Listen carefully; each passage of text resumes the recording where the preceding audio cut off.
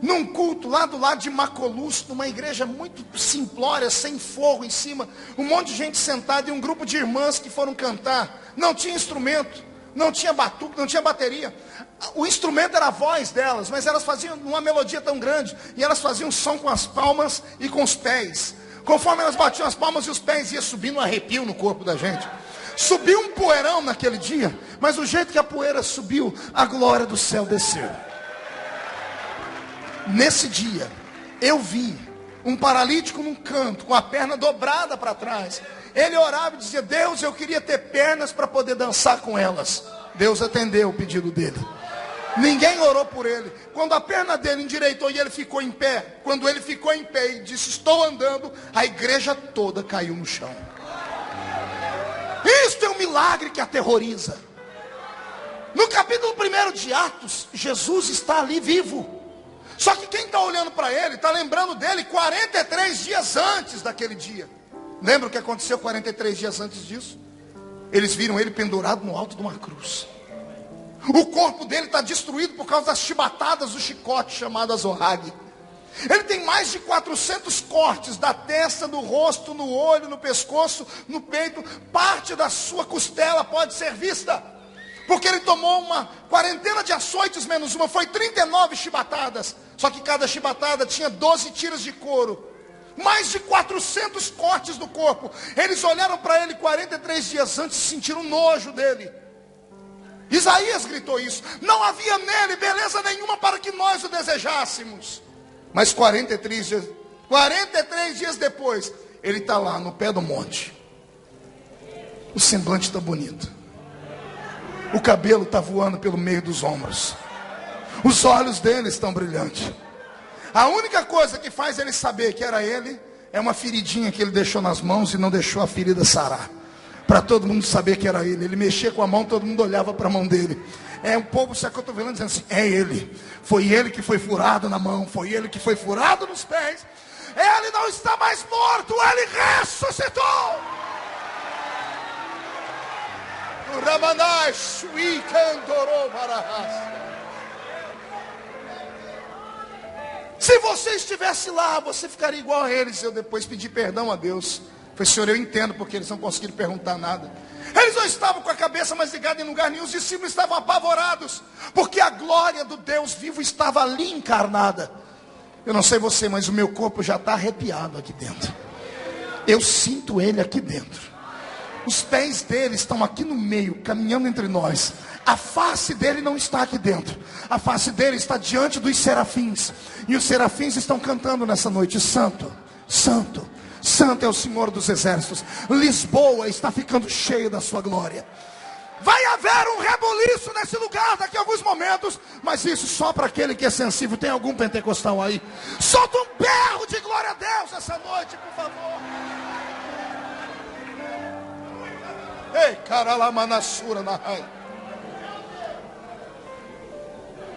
O que eu vou falar nessa noite é uma aula de mestrado em teologia avançado, como foi o culto de ontem. Eu sempre fui muito curioso, e tem coisas que Deus revela àquele que busca. Eu quero falar sobre o corpo dele. Eu quero falar sobre o corpo ressuscitado dele. Por quê, pastor?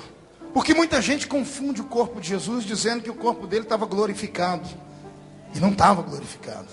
O corpo dele só estava ressuscitado. Lembra? Lembra da abertura do túmulo? Lembra de Maria saindo desesperada no meio do jardim, gritando: horteleiro, jardineiro, onde você colocou o corpo do meu Senhor? E de repente Jesus vira para ela e diz assim: Maria.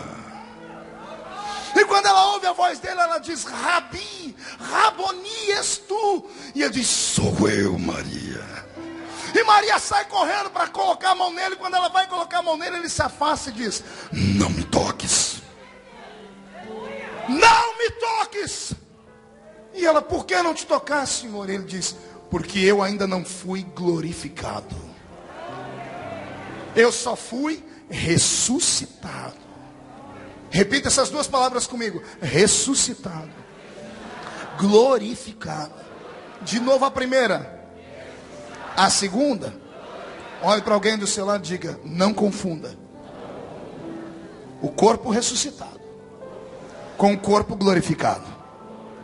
Pergunte por quê, pastor? Aperta o cinto aí, nós vamos decolar e eu vou te explicar o porquê. O corpo ressuscitado de Jesus Cristo, a primícia dos ressuscitados dos mortos, diz a palavra, tem para essa igreja aqui presente um hálito de esperança, tem um hálito de presença, e tem uma força de milagre. Por quê? Porque a Bíblia diz que assim como ele foi, nós seremos. Assim como ele é hoje, um dia seremos nós também. Quem já leu em Apocalipse a seguinte palavra: bem-aventurado aqueles que fazem parte da primeira ressurreição. Acotovela o seu irmão, mas a cotovela até dá um pulo, porque tem gente dormindo aqui. Diga para o que está encostado na parede também, faz favor. Diga para o seu irmão: por quê? Bem-aventurado os que fazem parte da primeira ressurreição. Grita para mim, diga: por quê, pastor? Vou falar não, ninguém pergunta direito. Agora melhorou. Porque é um mistério para aqueles que servem a Deus nesta vida aqui miserável, que suportam a cruz, que suportam as calúnias, que suportam as pancadas e as pedradas, e não negam Jesus por nada. Existe um presente esperando aqueles que, mesmo passando pelo vale da sombra e da morte, nem que seja se arrastando, ele levanta a pontinha do dedo e diz assim: eu estou aqui, Jesus, fraco, mas eu estou aqui, Senhor. Há um presente dos céus para aqueles que permanecerem fiéis até a morte. Tem alguns aqui que não vão morrer, porque vão viver para ouvir o toque da trombeta e ser arrebatados. Mas tem alguns que vão passar desta vida para outra, como alguns dos nossos já se foram. Esses que se foram, e nós os que estamos vivos, temos uma promessa. Ouve a promessa aí, veio da boca de um baixinho, que quando chegou na igreja que ele plantou em Tessalônica, pegou uns crentes muito atrevidos, com perguntas doidas, e um dos crentes perguntou: pastor Paulo, como é que é essa história de quem morreu? Nós servimos a Cristo aqui, temos esperança. E depois, os que morreram, o que virou com eles? Paulo pede um minuto, ele vai orar e Deus revela. E Paulo volta para a igreja de Tessalônica, marca um culto e prega a mensagem do arrebatamento da igreja. E ele diz assim: Deus me revelou, vai acontecer assim, dada a palavra de ordem, o mesmo Senhor descerá do céu com alarido e voz de arcanjo. Os que morreram em Cristo ressuscitarão primeiro. Depois nós, os que ficarmos vivos, seremos transformados e arrebatados seremos, e estaremos para sempre com o Senhor nos ares. É lindo esse versículo, não é? Mas vamos explicar ele palavra por palavra. Dada a palavra de ordem. Qual é a palavra? Dada o quê? Repita. Repita aquilo que eu disse. Dada a palavra de ordem. O que é isso, pastor? A palavra de ordem é dada pela boca do Pai. Deus está sentado num trono, olhando para uma figueira.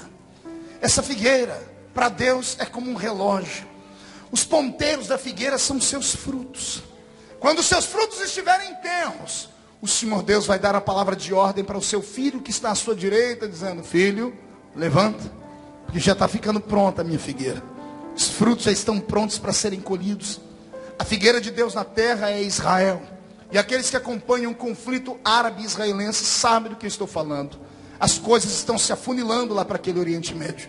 Ninguém mais está se suportando. Qualquer dia desse, aquele lugar vai explodir.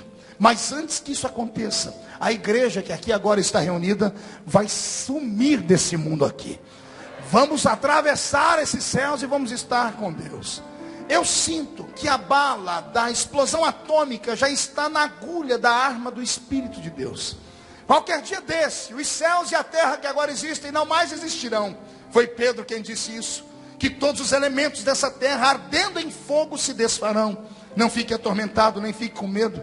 Vai acontecer uma iminente guerra nessa terra. Armas atômicas vão explodir, sim senhoras e sim senhores. Mais de 153 sinais predizem com exatidão bíblica e histórica a história de uma igreja que está sofrendo demais há 2000 anos atrás, desde 2000 anos atrás, e ela não pode permanecer aqui quando este conflito acontecer. Fique tranquilo, não tenha medo, não tenha temor. Antes de tudo acontecer, você será chamado para comparecer diante daquele que te chamou e salvou por você no alto de uma cruz. Alguém ainda acredita em arrebatamento de igreja aqui?